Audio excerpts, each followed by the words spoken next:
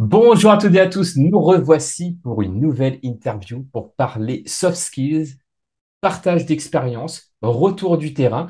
Et aujourd'hui, pour cela, j'accueille Caroline Deblander. Bonjour Caroline. Bonjour Jérôme. Merci d'être là avec nous aujourd'hui. Tu fais aussi partie de cette communauté des praticiens et des praticiennes en soft skills et tu as plusieurs casquettes. Donc, tu as la casquette d'experte en RH. D'ailleurs, tu as également un doctorat en sciences politiques. Tu as la casquette de coach également. Et c'est vrai que tu as aussi cette casquette d'experte en gestion du temps. Et tout cela, c'est quelque part le lien de tout cela, j'imagine que ce sont les soft skills. Mais avant justement d'aborder le sujet des soft skills, est-ce que tu peux nous en dire un peu plus sur ton parcours? Oui, mais d'abord, merci pour l'invitation pour cette journée spéciale de praticien en soft skills. Et eh bien, si je dois parler un petit peu de mon parcours, eh bien, je vais d'abord dire ce que les autres disent de moi pour me présenter. Ce qu'on dit habituellement de moi, c'est que j'ai un caractère assez fort, que bien trempé, j'ai une certaine détermination. Il y a également une volonté de passage à l'action qui me caractérise. Et je vais dire que depuis toute petite, on dit que de moi que je n'ai pas froid aux yeux. Il y a également un adjectif qui me caractérise, c'est la curiosité. Une curiosité en fait qui fait que j'ai envie de tout découvrir, j'ai envie de tout comprendre, de tout décoder et surtout de faire en sorte que les autres partagent ces apprentissages, cette connaissance. Et en fait, très vite dans ma vie, je suis devenue coach scolaire malgré moi. Parce que voilà, il y avait des cousins, des cousines, des enfants dans la famille qui avaient des problèmes scolaires et les compétences qui étaient les miennes, à savoir l'organisation, la méthode, une partie de gestion du temps également et cette volonté d'apprendre aux autres, eh bien, je l'ai partagé aux autres très tôt. Donc ça, c'est le tout début de mon parcours, un parcours que j'ai voulu vraiment développer, puisque pour transmettre, en fait, j'ai été jusqu'au bout du processus en voulant justement obtenir un doctorat pour enseigner à l'université. C'est aussi à ce moment-là que j'ai rencontré le chemin de la fonction publique et de l'organisation dans laquelle je travaille à l'heure actuelle, qui est une organisation publique francophone en Belgique, qui a pour objectif d'accompagner les managers, les RH dans leur politique de gestion des ressources humaines. Et donc, dans le cadre de cette organisation, je travaille pour l'intérêt général et je travaille comme coach, effectivement, pour accompagner des managers locaux. Il y a deux projets que j'ai eu l'opportunité de développer et qui sont en quelque sorte mes bébés au sein de cette organisation. Un projet qui s'appelle Start RH et qui a pour objectif d'accueillir des nouveaux DG, des nouveaux DRH dans leur prise de fonction. Et qui est une sorte d'onboarding finalement où on leur apprend à découvrir c'est quoi la fonction publique locale et quel est leur style de management. Donc, vous voyez le lien avec le leadership, le management et les ressources humaines. C'est un projet qui me tient particulièrement à cœur parce que c'est un module de formation qui me permet de partager les défis, les préoccupations et le quotidien de managers locaux. Et on ressort généralement de cette aventure avec des liens très forts. Donc, c'est très enthousiasmant et très impactant pour moi. Et il y a un deuxième projet qui est un webzine que j'ai mis également sur pied, que j'ai coordonné et qui a pour objectif de vulgariser les thématiques des ressources humaines, du management, du leadership, pour faire en sorte justement que ces managers puissent mettre en pratique certaines choses dans leurs organisations. Donc ça, c'est un petit peu le deuxième projet qui m'occupe. Ça, eh bien, ça m'a amené à rencontrer le chemin des soft skills il y a quelques temps, en fait, parce que je m'interrogeais aussi sur l'évolution de la société, sur l'évolution du monde des organisations, sur l'évolution des métiers de manière générale et aussi du mien, évidemment. Et je me suis intéressée aux soft skills à ce moment-là avec un double, finalement, un double curseur, parce que c'est également le moment où je suis devenue maman. Et j'avais pour volonté, enfin, suite à la maternité, en fait, j'ai eu pour volonté de devenir plus moi, je vais dire, en tout cas de mieux me connaître, de devenir une meilleure version de moi-même et d'avoir un projet plus impactant finalement. C'est ce qu'il en est ressorti. Et donc, c'est à ce moment-là que j'ai rencontré les soft skills et que j'ai rencontré ton chemin, Jérôme. Donc voilà. Tout ça pour conclure sur le fait que ce qu'on dit en tout cas de moi dans tout mon parcours, c'est que j'excelle à accompagner d'une certaine manière les autres à atteindre leurs objectifs, parfois avec un petit peu de directivité, je dois le dire, toujours avec beaucoup d'humour et évidemment dans toute la bienveillance qui se doit. Et donc ça, c'est quelque chose qui est important dans mon parcours en tout cas.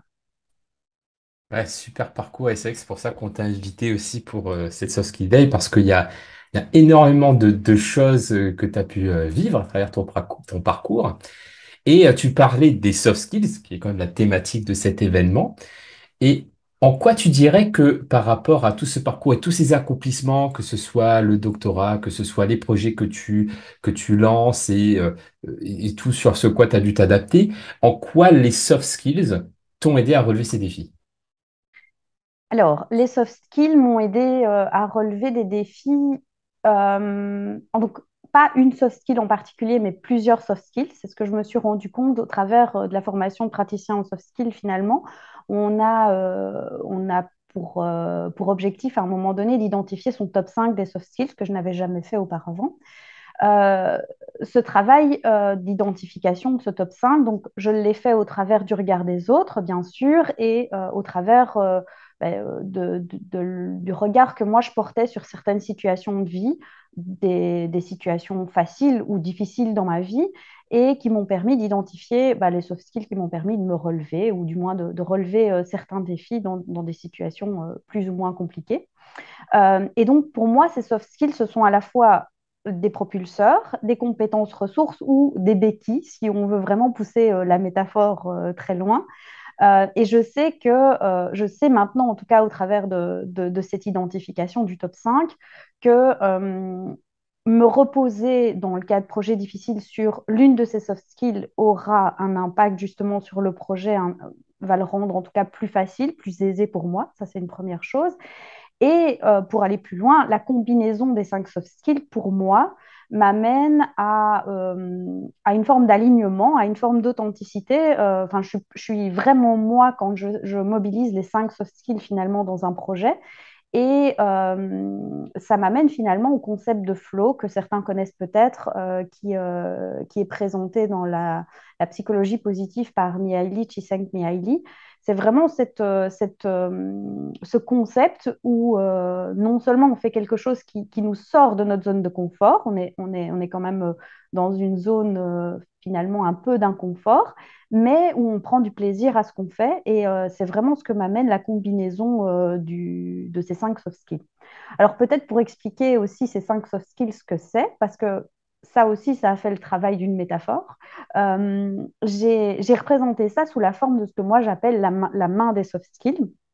Alors, la main des soft skills, pourquoi? Parce que chaque doigt représente une des soft skills. L'enthousiasme, ça c'est la première soft skill qui m'a été identifiée. La curiosité, hein, le fait de regarder ailleurs, c'est ce dont j'ai parlé d'emblée en vous parlant de mon parcours. Bon, le major, je vous laisserai deviner ce que c'est, mais donc c'est un petit peu l'audace ou l'anticonformisme. L'annulaire ici, eh bien, c'est la soft skill de l'organisation et de l'anticipation. La gestion du temps, c'est ça, c'est une de mes soft skills fortes. Et finalement, bien, l'auriculaire, c'est le petit doigt et c'est le doigt aussi qui permet le lien et la collaboration. Et donc, j'ai voulu représenter ça sous la forme de cette métaphore de la main des soft skills, parce qu'une main, c'est aussi ce qui permet d'attraper l'environnement qui nous entoure. Et les soft skills, pour moi, c'est vraiment un levier pour justement alors attraper, s'adapter à l'environnement changeant qui est le nôtre. Donc voilà pourquoi j'ai voulu représenter ça sous la forme d'une main. Il y a aussi un autre élément, c'est que cette main, elle a une face visible, celle que tout le monde voit, et il y a une face également invisible, hein, la paume de la main. Et pour moi, ça représente aussi peut-être les limites qu'il faut pouvoir se fixer par rapport à certaines soft skills, des limites ou des choses sur lesquelles ces soft skills reposent, c'est-à-dire les croyances et les valeurs qu'on ne voit pas, mais qui sous-tendent finalement ces soft skills et qui font justement cet alignement, cette authenticité. Et voilà un petit peu comment, en tout cas, moi, je me représente les choses de manière imagée. Super. Donc, la main des soft skills, celle qui te permet aussi de passer à l'action. Oui. Et est-ce qu'il serait possible, par exemple, de prendre un exemple par lequel Mhm. tu es passé et que tu t'es dit, bah tiens, cette main des soft skills-là t'a vraiment aidé, ou c'est les 5 soft skills qui t'ont aidé dans cette situation-là à sortir la tête de l'eau, par exemple. Oui, il y a deux situations. Alors, une plus récente, évidemment, puisque c'était une des sorties de zone de confort que j'ai voulu réaliser dans le cadre du praticien en soft skills. Et il y a évidemment la réalisation de ma thèse de doctorat qui, sans le savoir à l'époque, a finalement combiné ces cinq soft skills. Alors, je ne sais pas quel exemple tu veux que je choisisse, Jérôme. Bah, les deux, Les pourquoi deux. choisir? Ah, d'accord. Choisir, c'est renoncer. Bien, donc pour parler de l'exemple, le premier, enfin, l'exemple le plus récent, donc c'est une sortie de zone de confort. Enfin, donc l'objectif du programme praticien en soft skills, c'est aussi de favoriser la sortie de zone de confort. Alors de le faire dans un environnement qui est bienveillant, avec finalement l'accompagnement de la communauté, à la fois de Jérôme et de Morgane, mais également des autres praticiens en soft skills. Et donc, le projet que je voulais mener à bien, c'était l'interview de Fabien Olicard. Donc, Fabien Olicard, qui est mentaliste, humoriste, et que certains connaissent peut-être pour les vidéos sur YouTube. Et donc, j'avais eu l'occasion d'interviewer il y a quelques années déjà, enfin, en tout début du confinement pendant le Covid, sur la gestion du temps. Et donc, je voulais l'interviewer à nouveau, mais dans le cadre des soft skills, pour identifier à la fois quels étaient ces soft skills majeurs et comment, évidemment, je pouvais me fixer des défis à partir de son inspiration à lui. Alors, malheureusement, Fabien Olicard n'était pas disponible entre le mois de mai, juin, etc. Pourtant, j'avais anticipé, mais donc, j'ai pas pu réaliser cette interview. Et donc, ben, d'abord, comment est-ce que j'ai mis en œuvre cet enthousiasme? Eh bien, en explorant, je vais dire, toutes les voies possibles et imaginables pour pouvoir envisager d'interviewer Fabien. J'ai contacté son chargé de production, j'ai contacté un petit peu toutes les personnes de près ou de loin qu'il connaissait. Je suis même allée à un spectacle à des nains pour le voir, où j'ai traîné ma moitié qui a un petit peu râlé parce qu'il n'avait pas particulièrement envie de se rendre du côté de Valenciennes pour aller voir un spectacle. Et donc, je suis allée jusque-là pour aller avec les questions et demander à Fabien de bien vouloir m'accorder l'interview. Malheureusement, il n'a pas pu ben, voilà, accorder le temps. Évidemment, après un spectacle, ça ne s'y prête pas. Donc, je vais dire que l'enthousiasme s'est illustré à ce moment-là. Deuxième, ben, je vais dire la deuxième soft skill, la curiosité. Là, c'est un petit peu difficile de dire comment je l'ai exprimé, dans le sens où justement Fabien Olicard, pour moi, est mon mentor en curiosité. Donc, je vais dire que je combinais les quatre soft skills pour parvenir justement à m'inspirer de lui afin qu'il y ait davantage de curiosité. L'anticonformisme, eh bien, je vais dire que je l'ai illustré par le fait que je n'ai pas laissé tomber mon projet d'interview et que je suis allée jusqu'au bout, puisque si vous allez voir dans le magazine de spécial praticien en soft skills, en fait, j'ai imaginé l'interview avec Fabien Olicard à partir de podcasts, à partir d'audio, de vidéos que je pouvais voir de lui, de son livre qui est presque sa biographie, Le bonheur est caché dans votre cerveau. Et donc, je me suis inspirée d'extraits un petit peu de tout ça pour essayer de construire une interview que j'ai validée évidemment avec son chargé de production et qui lui a demandé en tout cas de valider l'interview. Donc, bon, je suis presque arrivée à l'objectif que je voulais. Et normalement, je le verrai dans les semaines qui viennent pour faire une vraie interview. Donc voilà. L'anticipation, ben, ça, je l'ai exprimé dans le sens où en tout cas, dès que j'ai su qu'il y avait une interview en tant que délivrable dans le cadre de la formation praticien en soft skills, eh bien, j'ai pris mes contacts. Malheureusement, ça n'a pas permis euh, de mener à bien l'interview. Mais donc voilà, toutes les soft skills ont été combinées à ce sujet pour cette sortie de zone de confort qui, voilà, j'espère sera porteuse dans les semaines et les mois à venir.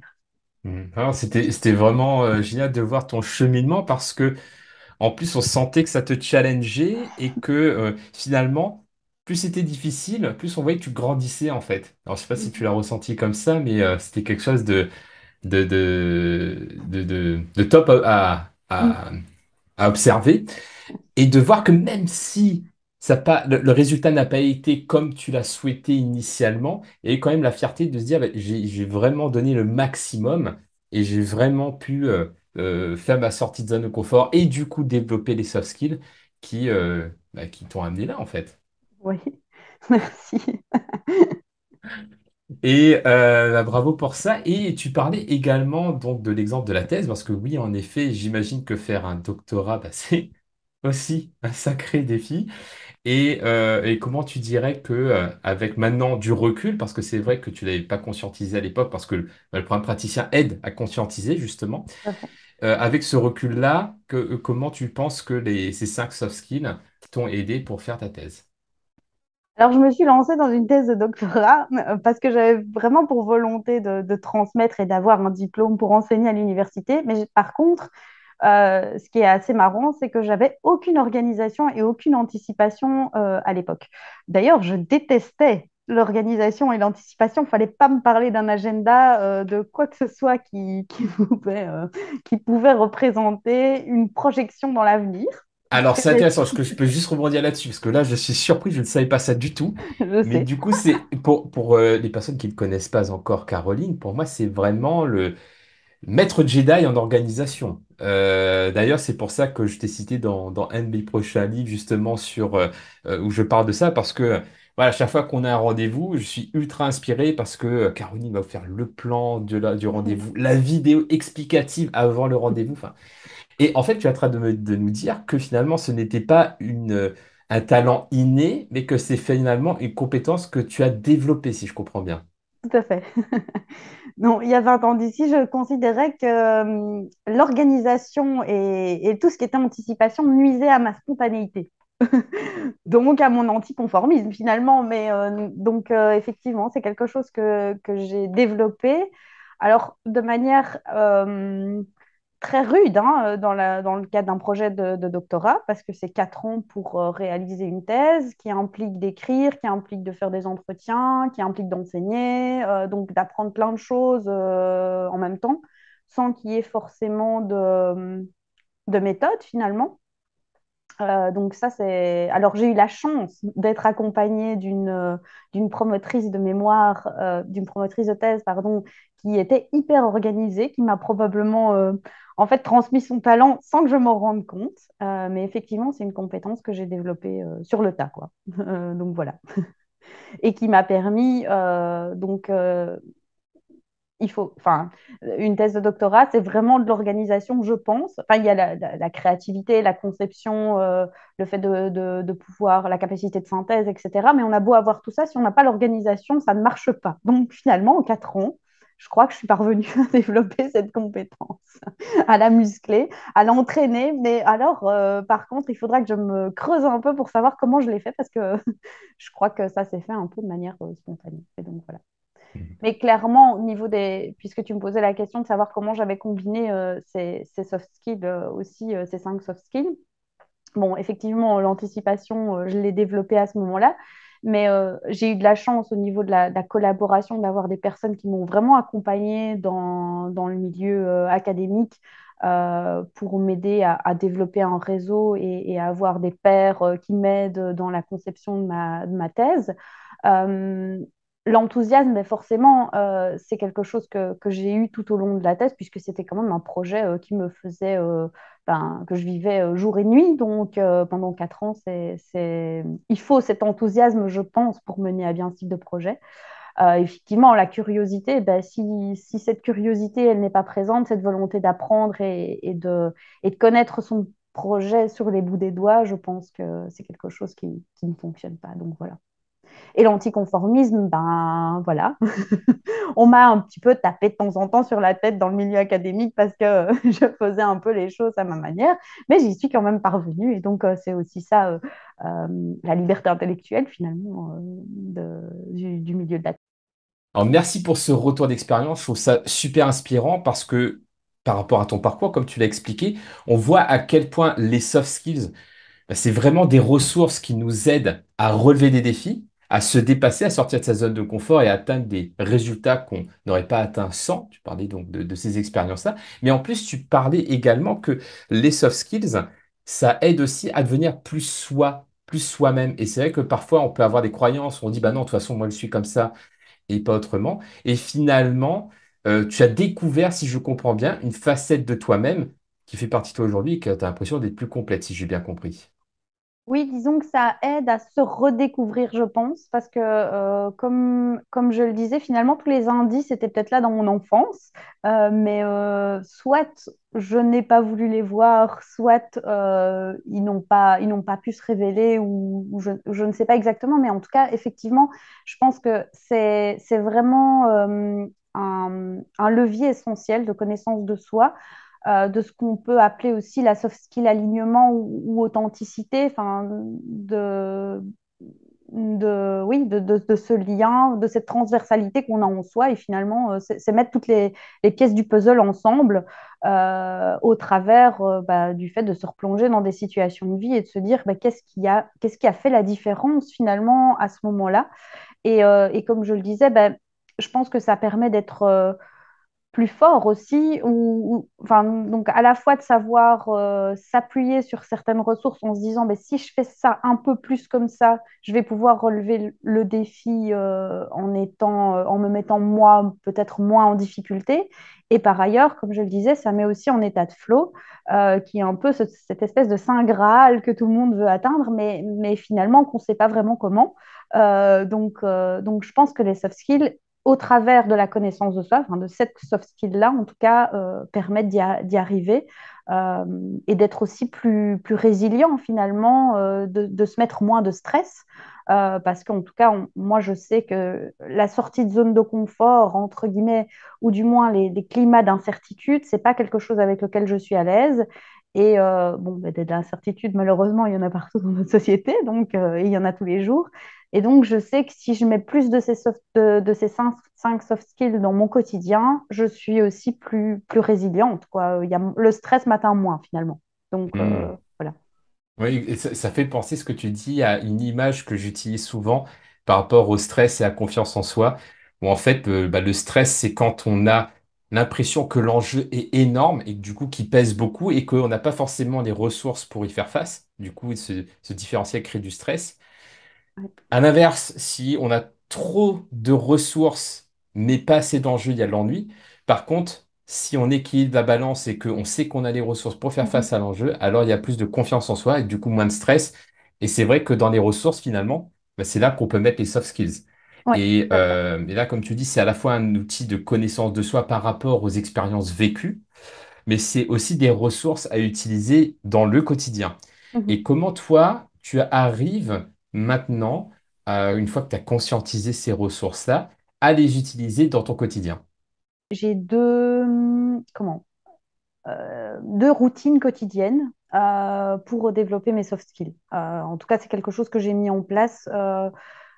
Que j'avais déjà mis en place avant la formation praticien, mais que maintenant je ne, enfin que j'ai, je vais dire institutionnalisé, que je sais que je ne lâcherai plus là-dessus. Il y en a deux. La première, c'est en fait pour toutes les tâches qui me rebutent, que je procrastine au quotidien. Bon, généralement, chez moi, c'est des tâches administratives ou tout ce qui est lié à la logistique, au budget, etc. Tout ça, ça me rebute assez fort. Et donc, ce que j'ai tendance à faire, c'est essayer de tous les jours trouver une nouvelle manière de faire cette chose-là. Alors, on s'entend, hein, c'est pas révolutionner le processus, hein, mais c'est juste mettre soit une nouvelle soft skill euh, liée à la nouveauté, dans la manière d'atteindre cette tâche, finalement, de réaliser cette tâche, soit ce que je fais aussi, c'est d'utiliser des outils numériques que je ne connais pas pour essayer aussi de me challenger sur les outils numériques, puisque bon, on sait que maintenant il y en a pléthore, qu'il faut tout le temps s'adapter, qu'ils n'ont pas des finalités qui sont les mêmes. Et donc, j'essaye aussi d'intégrer ça en fait dans ma routine pour faire en sorte que finalement l'activité soit un challenge. et donc source de dopamine et donc source de plaisir finalement. Ça, c'est la première chose que je fais au quotidien. Donc, soit soft skill, soit outil numérique, ça dépend un petit peu. Et la deuxième soft skill que j'essaye de travailler, c'est la pensée out of the box. Euh, alors, comment je fais ça enfin, ce que j'ai pas dit dans mon parcours, c'est que j'adore lire. Je commence plein d'ouvrages en même temps. Je lis un peu sur tout et n'importe quoi, enfin tout ce qui me tombe sous la main. Et j'adore finalement m'inspirer de ce que font les autres. Et pour mettre en place cette pensée out of the box, ce que je fais, c'est que j'essaye de trouver une personne qui m'inspire, de trouver toutes sortes de supports qui sont liés à cette personne, à la fois des livres, des audios, des vidéos, enfin, tout ce que je trouve, des images, etc., des citations. Et j'essaye de m'immerger vraiment dans l'univers de cette personne, d'essayer de voir le monde finalement à travers ce que cette personne voit, ses contraintes, ses opportunités, sa vision du monde et sa représentation. Alors, c'est différent de la modélisation que toi tu fais, Jérôme. C'est vraiment s'inspirer sans finalement sans essayer d'en déduire les soft skills, mais simplement voir le monde au travers du regard que cette personne peut avoir. Et en fait, en faisant ça, je viens de parler de dopamine, je sors aussi d'une formation en neurosciences, donc je suis un peu dans cette idée-là. Mais l'idée, c'est vraiment de travailler les neurones miroirs et de développer finalement les voies neuronales que ces personnes ont. Dès lors, j'imagine, enfin j'espère, que ça permet de développer en tout cas cette pensée out of the box, j'ai envie de dire out of my box, hein, pour essayer de voir le monde à travers les yeux d'une autre personne, quoi, finalement. Excellent. Et là, on voit la soft skill curiosité dont tu parlais tout à l'heure, le fait de lire plein de choses de milieux différents. J'imagine que c'est également nourri par cette soft skill. Et en même temps, c'est ce qui permet de nourrir cette soft skill aussi, Oui. que de pouvoir t'abreuver d'ouvrages et d'informations venant d'univers différents. Et c'est vrai que tu parlais de la modélisation.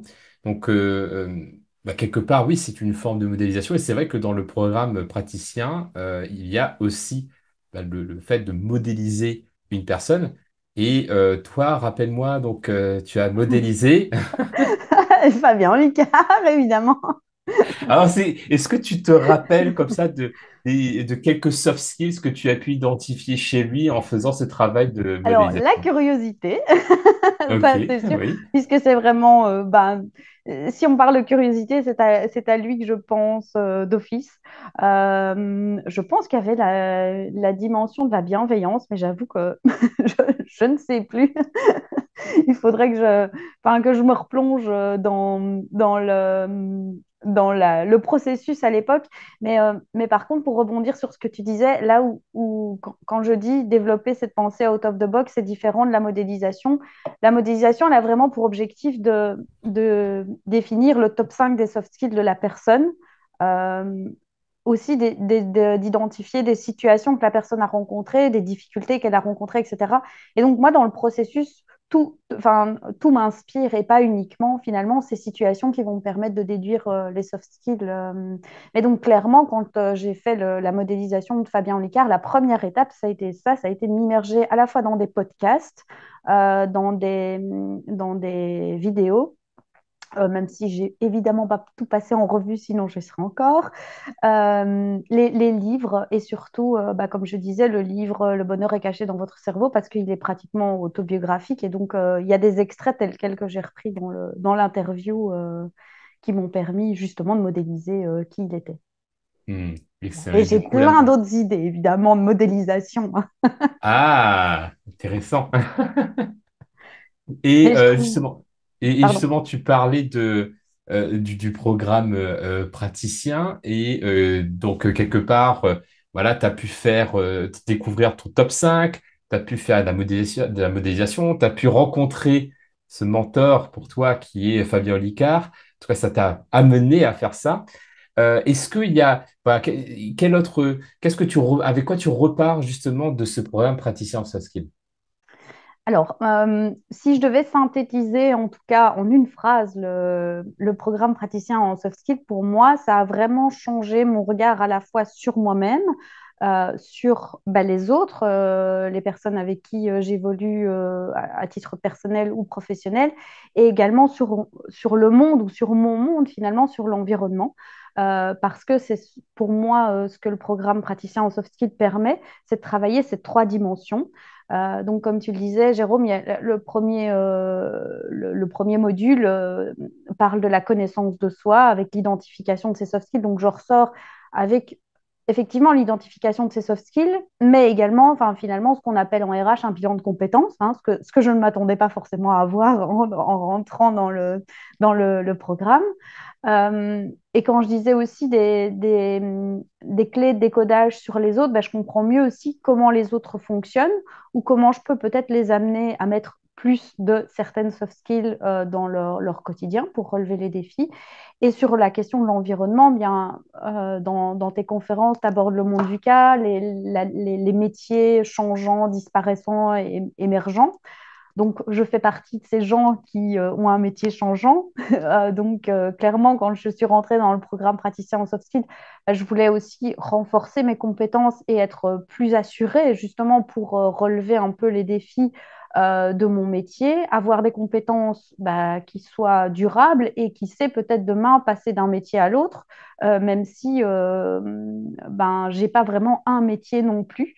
Je suis un peu atypique dans ce que je fais. Donc voilà aussi des éléments, en tout cas, avec lesquels je ressors du programme praticien en soft skills. Donc ça, c'est un des premiers éléments, connaissance de soi, connaissance des autres, mais également connaissance de cet environnement et capacité à décoder, de comprendre. Donc pour moi, ça a vraiment aussi permis d'attiser ou du moins de me conforter un peu dans certaines tendances que je voyais aussi dans l'environnement et que je décodais pour pouvoir les diffuser autour de moi, puisque le tout dernier module de praticien en soft skills a pour objectif justement de diffuser les soft skills autour de soi. Moi, c'est vraiment ma conviction, c'est que les soft skills sont non seulement, comme on l'a dit, une ressource et un levier pour tout un chacun, mais c'est aussi un ensemble de choses qui font du bien finalement, qui sont au service du bien-être, puisqu'on l'a dit, c'est une meilleure connaissance de soi, c'est être plus fort. Et donc je pense que en termes de bien-être dans notre société, il y a pas mal de choses à faire et c'est vraiment avec cette conviction que je ressors du programme praticien en soft skills, c'est que partager autour de soi les soft skills, en tout cas, ne peut faire que du bien aux autres. Et en plus, on parle des forces des personnes, de leurs talents finalement, même si je ne veux pas assimiler les soft skills aux talents dans le sens où on peut les développer, on en a discuté ici au cours de cette interview. Mais donc je pense que ça ne peut faire que du bien et ça s'appuie sur finalement la psychologie positive et le bonheur. Donc je pense que c'est quelque chose qu'il faut pouvoir développer. Et donc par rapport au programme praticien aussi, euh, ce que j'ai particulièrement apprécié, c'est la manière dont j'ai été accueillie dans le programme et dont la terminaison du programme s'est faite.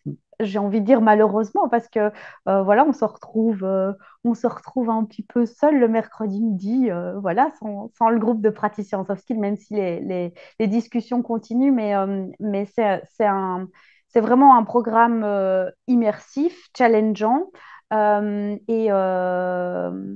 Ce que je voulais dire, c'est que j'ai vraiment apprécié le début parce qu'on a eu un coaching visuel avec Morgane qui nous a permis vraiment de faire un petit peu état de ce qu'on voulait mettre en place dans le cadre du programme.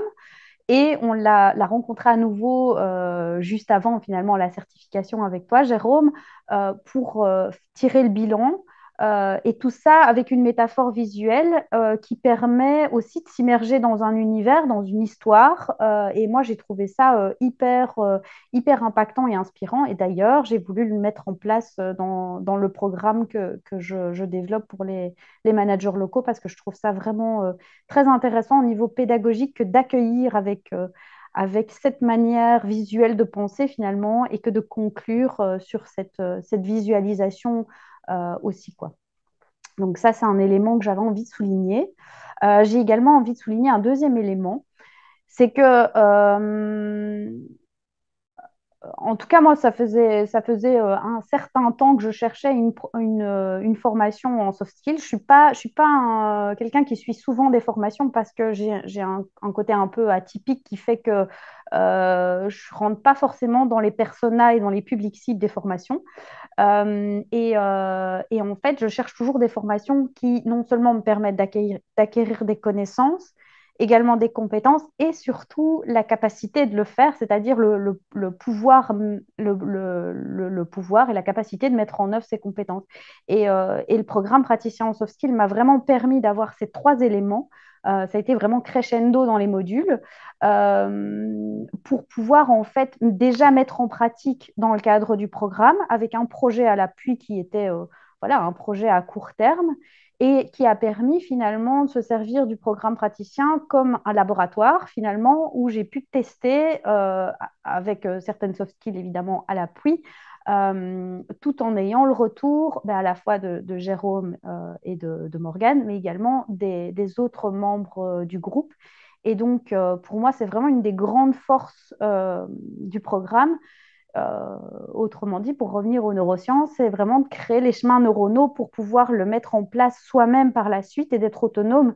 Parce que finalement, dans le milieu de la formation, on se pose toujours la question comment on durabilise ses compétences par la suite, comment on fait pour les faire vivre une fois qu'on n'est plus dans la formation, qu'on n'a plus l'accompagnement du groupe. Et pour moi, le programme le permet. Waouh.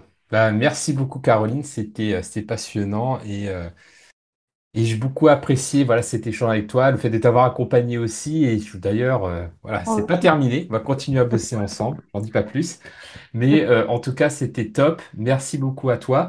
Pour les personnes qui aimeraient peut-être te contacter ou te retrouver, quel est le meilleur endroit pour te retrouver?